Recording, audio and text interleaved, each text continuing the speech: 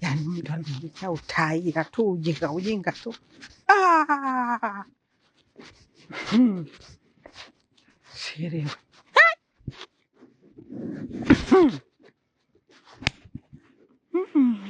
Changu kila kitu chote na vuruga, mipango yote na haribu. Kifimbo. Mama. Afadhali umekuja. Nini shida? Mbona ongea peke yako mama? Afadhali umekuja mtetezi. Mzee Kifimbo huko. Kaisha muandaa mdogo wako huyo. Anaondoka. Yaani hilo jina ndio sitaki hata kulisikia yani. Kafanya nini tena?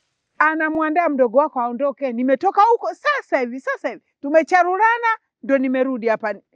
Yaani nasikia hadi kiu cha jinsi nilivyoparurana naye huyo mzee.